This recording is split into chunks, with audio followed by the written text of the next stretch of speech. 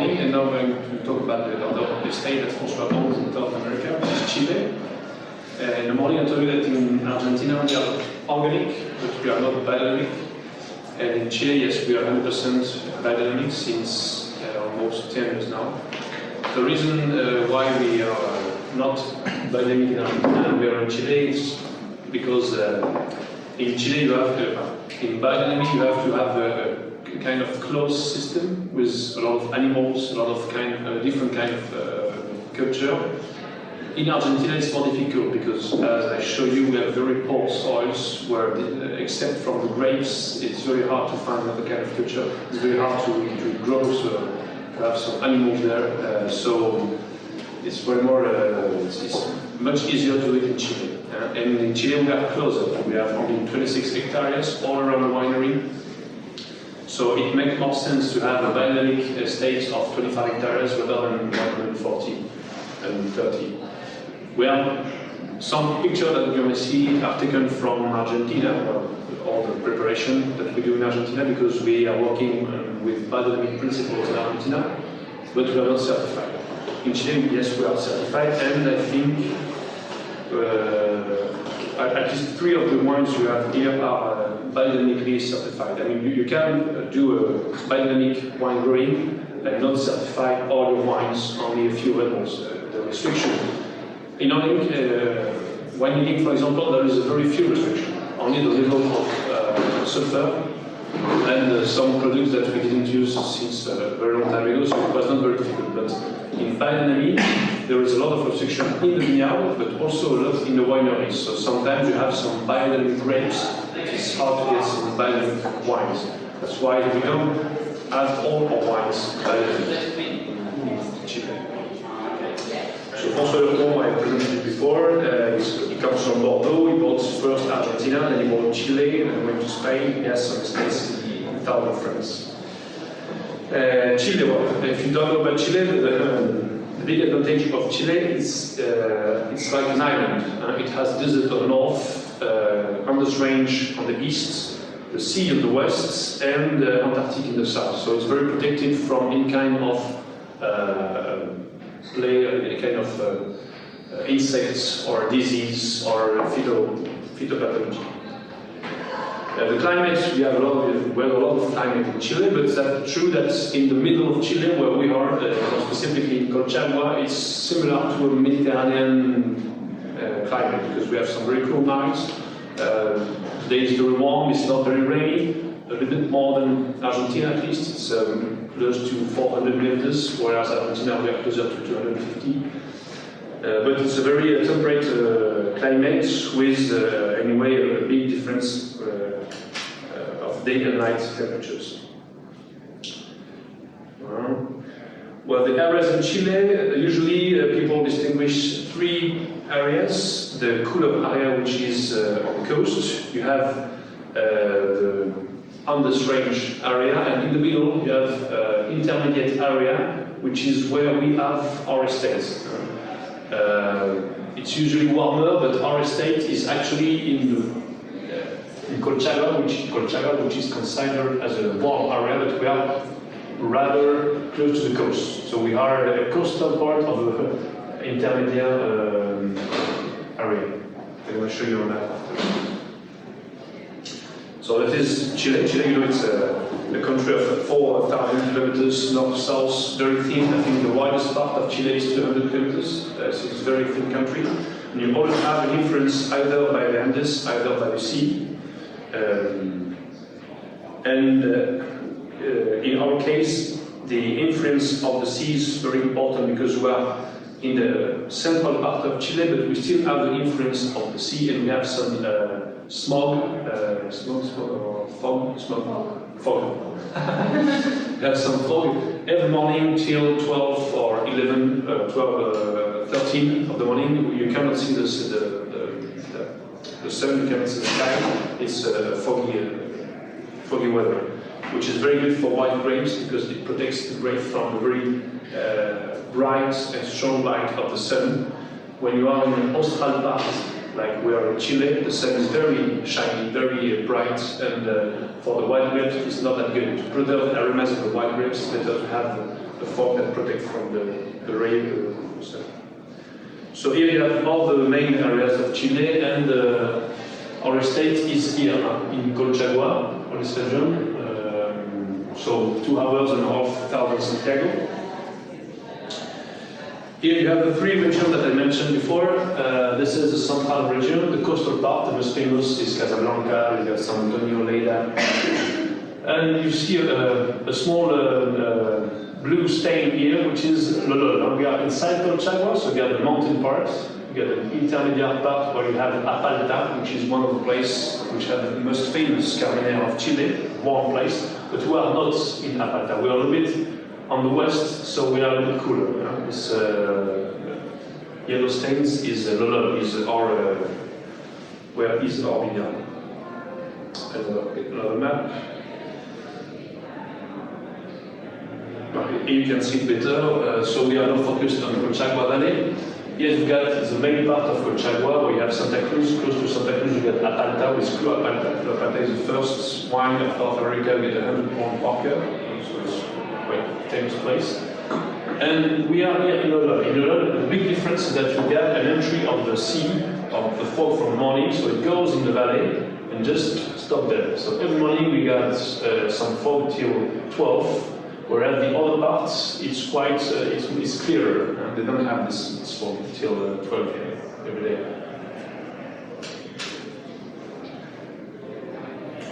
But the estates, that's the famous small farm.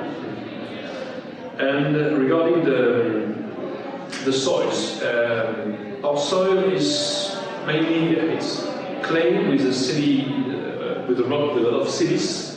But what makes the difference between the plots is mainly the position. I mean, if you go on the top, all of vineyard is has been planted on the hills.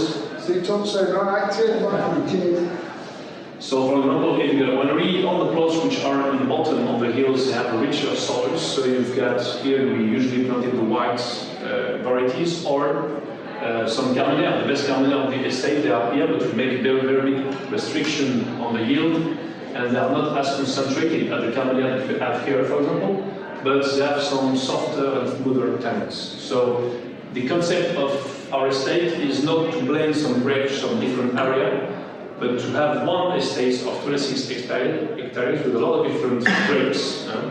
And we, like in Bordeaux, we blend some Carmenere with Cabernet Franc, Cabernet Sauvignon, Syrah, a touch of Malbec. We have half hectares of Petit Verdot, and the blend that you got, the last blend that you have, which is Clos, the blend changes every year because we sometimes put some Malbec, sometimes we don't put some Malbec. But we choose the places to plant the vines regarding the position on the hills. And when it's higher, the soil is poorer. And the orientation. So the sun goes from the east from the east to the west. So when you're oriented in this side, for example, the Carmenere are here because they are better resistance to the western sun, which is stronger than the Syrah that are mainly on the east to keep their freshness. So the plots, the diversity of our estate is mainly understood and managed through the orientation of the plots and the position of the plots on the hills. So here, this is all the plot that we have. You see we have a lot of different kind of grapes.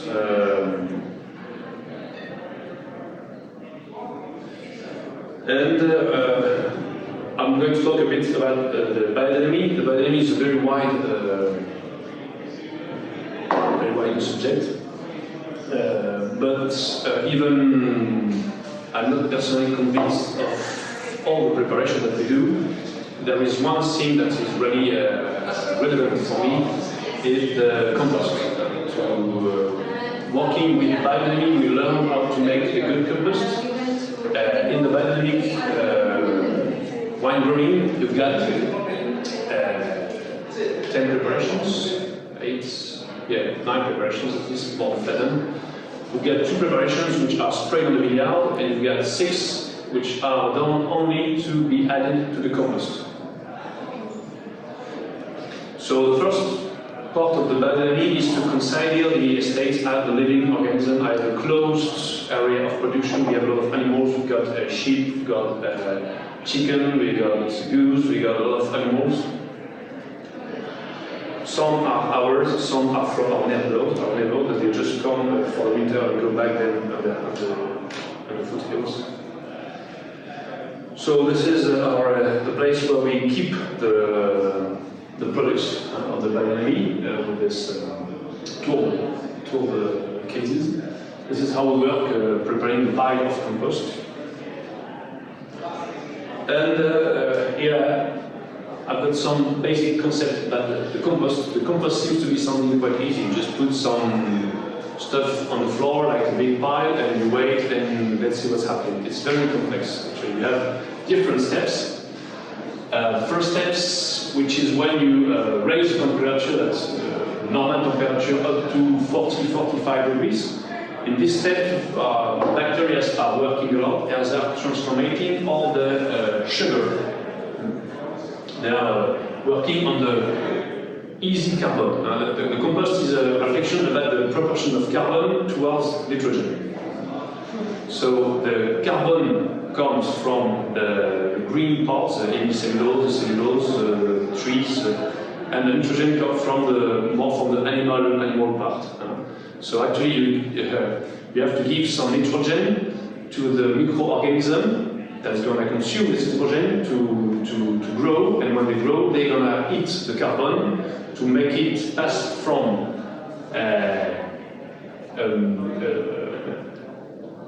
sugar or hemicellulose to a kind of acid, humic acid and acid carbonic, that then are going to be mixed with clay, is going to form the complex argilo-humic, which is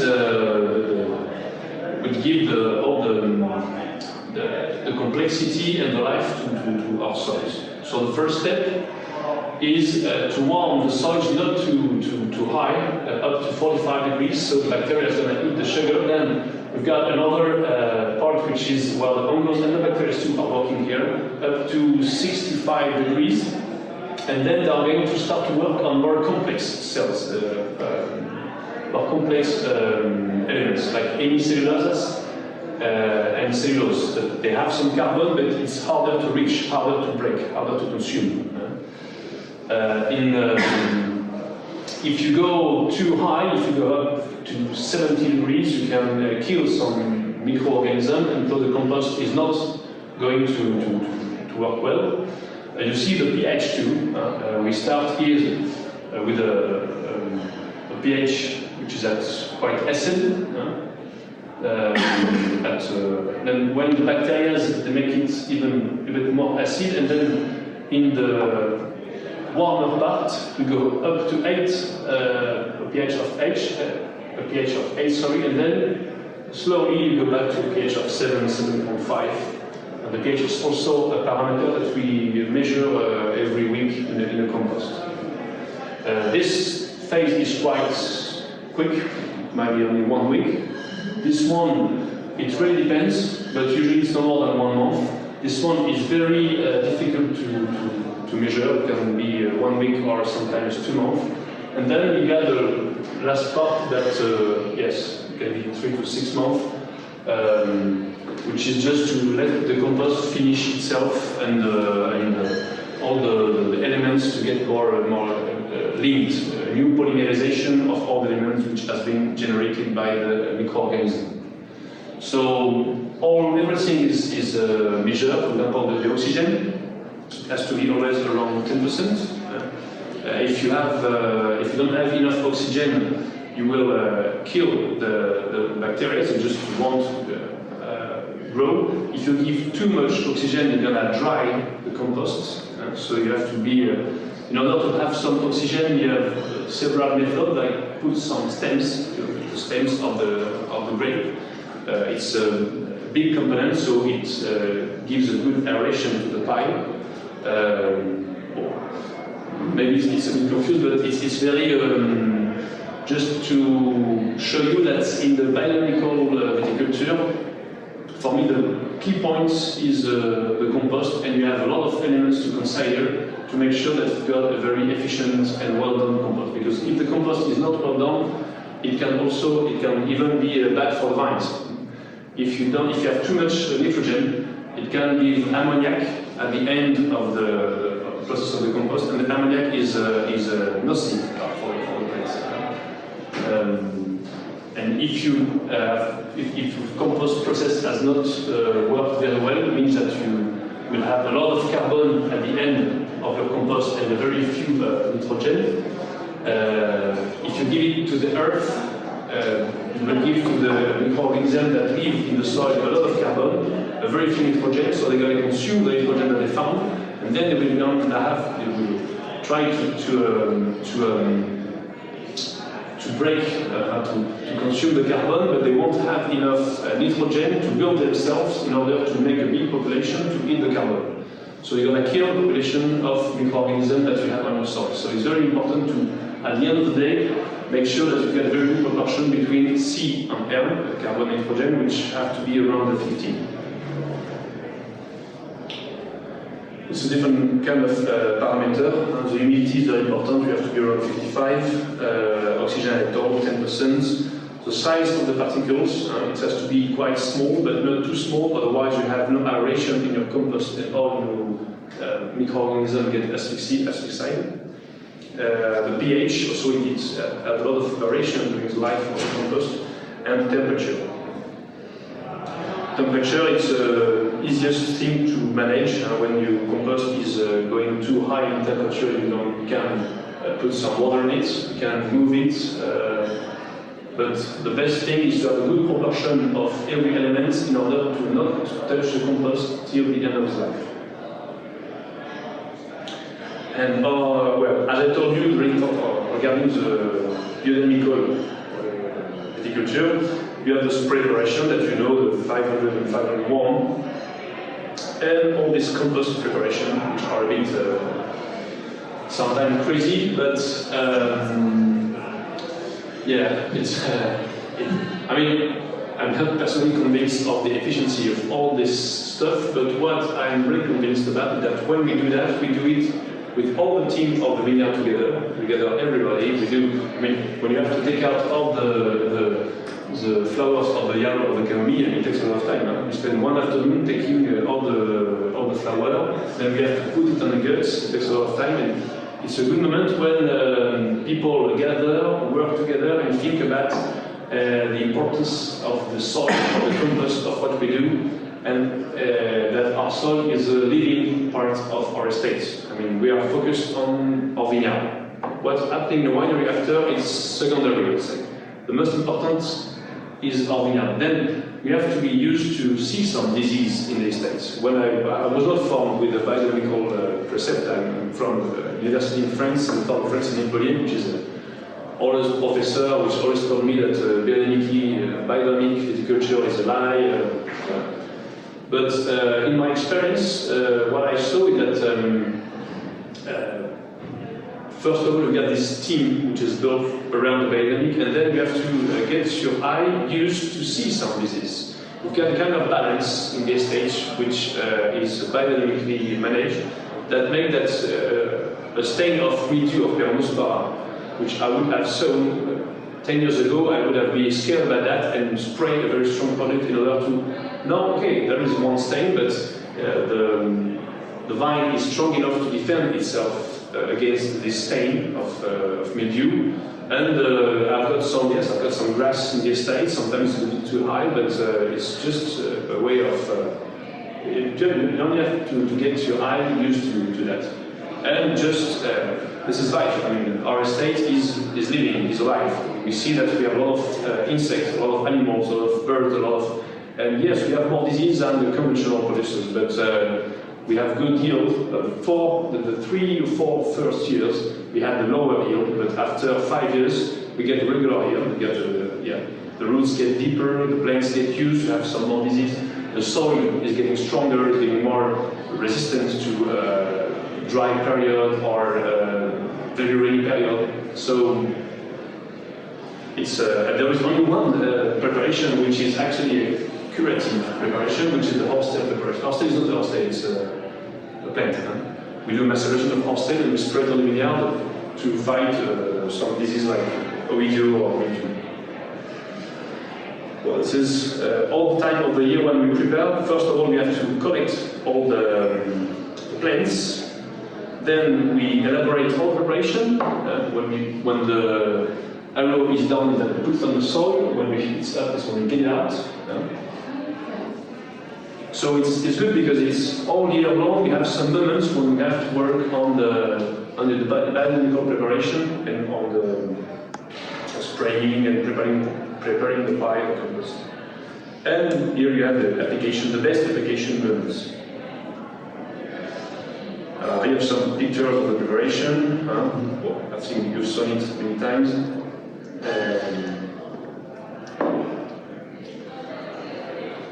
All the animal that we have. And our vinification is quite classic, but we have a lot of restriction, especially regarding the yeast. We don't use any salinity yeast, which is very difficult, especially for the whites.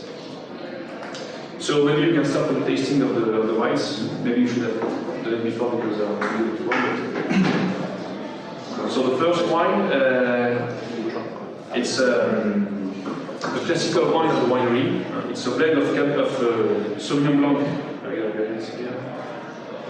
Sauvignon Blanc and Chardonnay, and it's I don't remember if this vintage was certified organic, well, it's organic at least. And it's a quite classical blend with oak, with assumed expression of oak in the wine.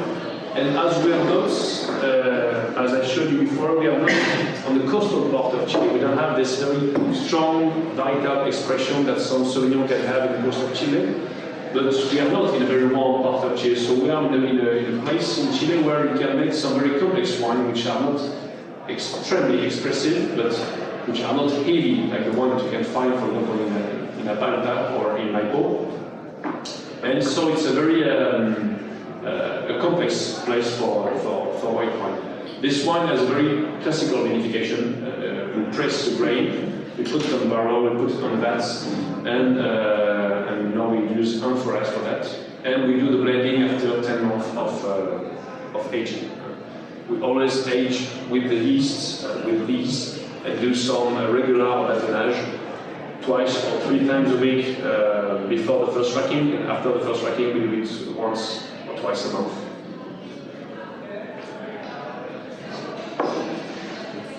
So as we were organic and biodynamic, obviously all the methods that helped us to use less products were interesting, so we started to make some orange wine. The big advantage of the orange wine, so for the whites, is that we, actually I got the video here, is that using less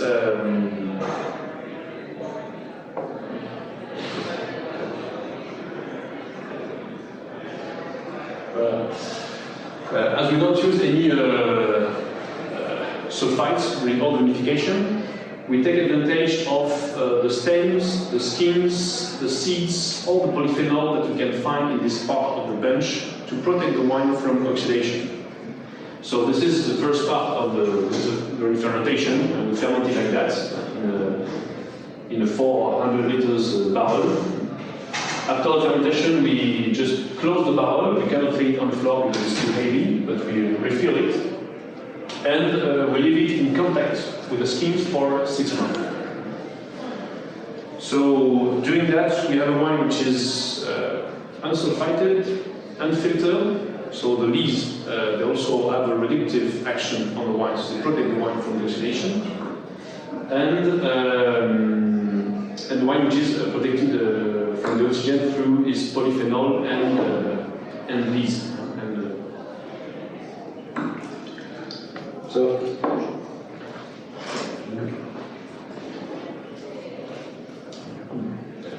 in this blend, we had some Vineyard. It was 50-50 Sauvignon Blanc and Chardonnay, and in this blend we had, I think, 15% of Vineyard. So this floral part, a little bit floral notes, it comes from the Vineyard, which is a terpenic grape variety.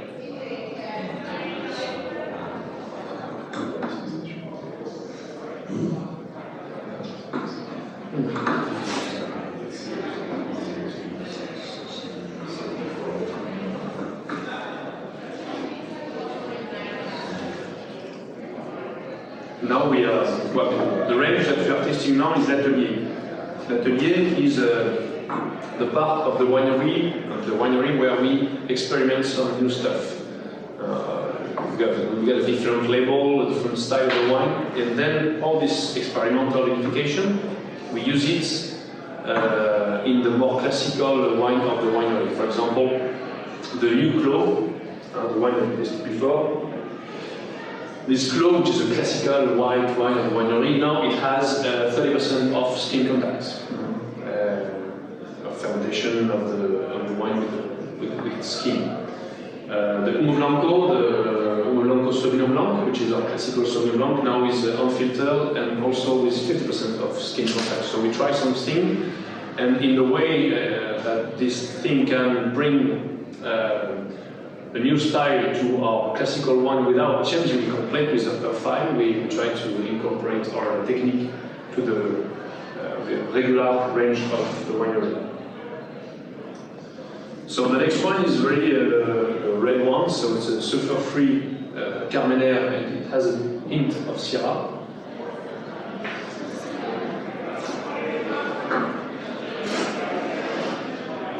As I told you, in the autonomic winemaking, you are not allowed to use selected yeast.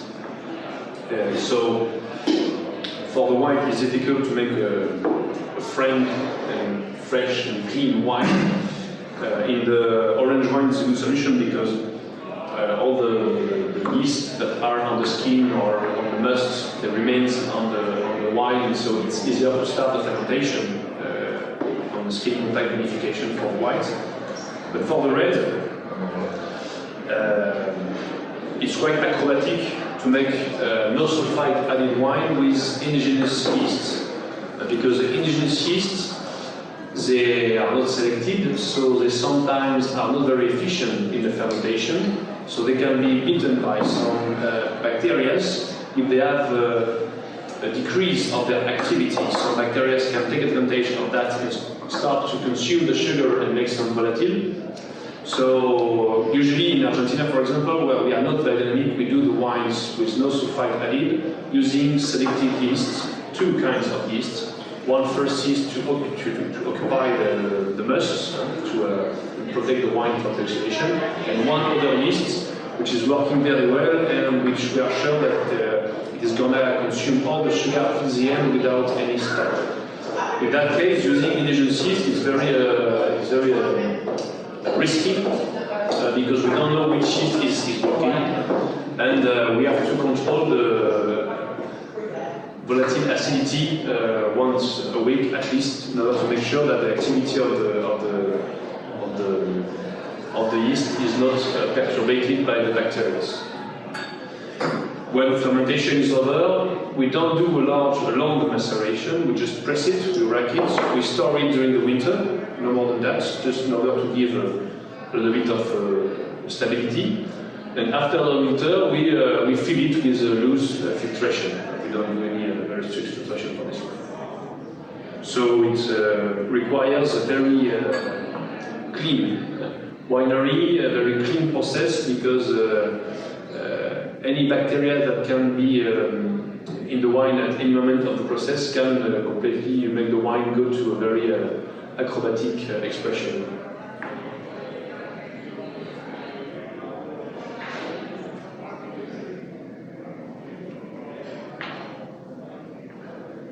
Pardon, this is the Syrah, we are having the Blanco Syrah.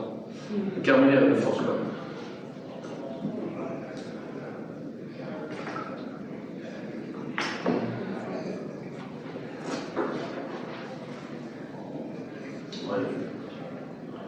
So we have the Syrah. We have 4 hectares of Syrah, and we have 2 Syrah. One Syrah which is on the bottom of the richer part of the estates, which is a more productive and fresher Syrah, and one Syrah which is on the hills, which is more acid but more concentrated at the same time. And with these two Syrah, we do we put some Syrah in the last blend that you have, the Clos Lolol, and we do this blend here. And we have the C13 here, and this part, the B3, which is also a Syrah which is a bit more fresh and not that concentrated. The region that we have, where we are, it's a good place for whites, Pinot, and I would say Syrah. Sometimes the Carmenere, it's a bit too cool for the Carmenere. We have underripe Carmenere in a certain way, so we have to blend it with other grapes like Cabernet Sauvignon, Cabernet Franc, Syrah. But for the Syrah, the Pinot Noir, and the white grapes, it's a perfect, appropriated area.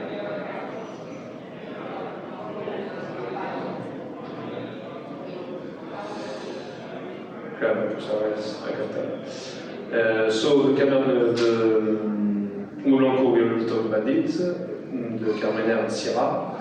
And this is finally the red wine of the estates, the Clos. So as I told you before, the Clos is a concept, the French concept of blending different grapes from the same place. The vinification is quite common. The only difficulty that this wine is Demeter certified, so we don't use any selected yeast. It's all indigenous yeast. Moreover, it's a wine which is aged between 12 to sometimes more months in barrel or in amphoras. So in the Demeter restriction does not allow us to have a higher level of sulfur, higher than 70 milligrams per liter. So it's very hard to keep this low level of sulfur during these 15 months.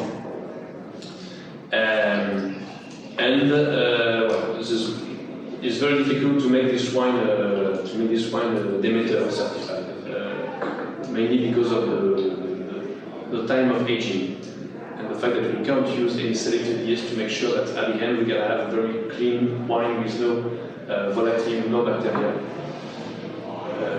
And Clos is closed. That's why we chose this time to show that we are making a wine looking for complexity through different variety and not mixing different cultures.